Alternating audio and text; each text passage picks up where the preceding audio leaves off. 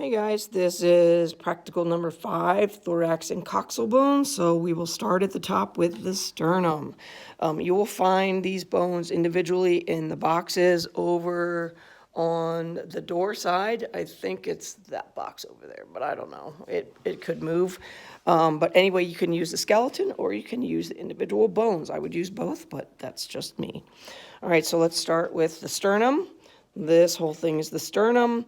It's broken up into 3 parts. You can actually see kind of, and it really isn't like this, but this top part here is going to be the manubrium. From here to here is going to be the body. And then down here, this is called the xiphoid process. Okay. Now, moving on to the ribs. You're just going to pick a rib that has a lot of these qualities. It's kind of hard to see on all of the ribs. So you want to pick a rib that has some detail to it, like this. This is going to be the head of the rib. And believe it or not, this is going to kind of stick out. This is not actually what articulates with the spine. I'll show you that in a minute. And remember, where there's a head, there's a neck. So this would be the neck of a rib. This here is the tubercle of the rib. This is what's actually going to articulate with the spinal column, with one of your vertebra, excuse me. So right here, you can see this tubercle right in here is articulating with a facet on a thoracic vertebra. Okay, so that's the tubercle. The body or shaft is going to be the rest of the rib. And then if you look on this model, this is going to be the costal cartilage. This, remember when I talked about the vertebrae, that your ribs do not articulate with your sternum. It articulates, or it kind of melds with the costal cartilage. It makes getting hit in the chest, it absorbs shock better. If they attached here, you'd have a lot more broken rib activity than we do. Okay? All right, the next would be the clavicle. This is your collarbone. Pretty easy. If you take an individual bone, you're going to see that there's a flatter end and there's more of a knobby end. Okay, the knobby end is going to be the sternal end. That's going to be what articulates with your sternum. There's a little sternal notch there. Out towards the shoulder, okay, this is going to be the acromial end, and it looks a lot flatter than the other end. Okay. The scapula. Okay, those are your shoulder blades. So I have the skeleton here. What you need to do when you get these loose bones is you need to hold them up to the skeleton so that you can see if we're talking about left and right. This is actually a left scapula. Okay. So I'm going to show you the different processes. So if we're looking, this is actually going to be from the posterior side. So I'm going to turn it so we're looking from the anterior side. This right here is going to be your coracoid process. This right here is going to be your acromion process. This is where the head of the humerus articulates. This would be called the glenoid cavity. Sometimes it's called the glenoid fossa. Couple angles. We have the superior angle. We have the inferior angle. And then we have borders. So be very careful when you come up here. You can hold it up to the skeleton if you want, but now I'm going to turn it so it is anatomically correct. So we have the border on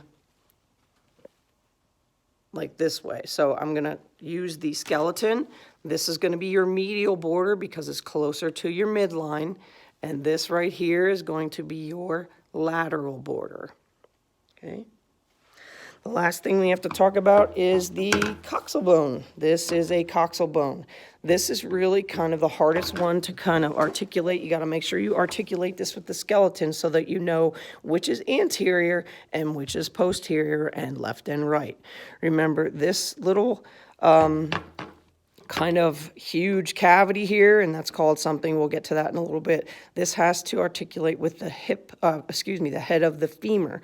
So this is going to have to be lateral, and you also have to know that this is going to articulate with the other coxal bone at the pubic symphysis. So this is a pubic bone right here, okay?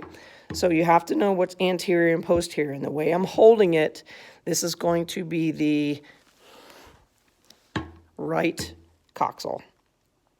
So this is the anterior, This is posterior. Okay, it's kind of hard to tell. So there's three major parts of this, and you can look at your textbook, and it really does a good job of differentiating the three different parts. The part that I have my hand on here, that is going to be called the ilium.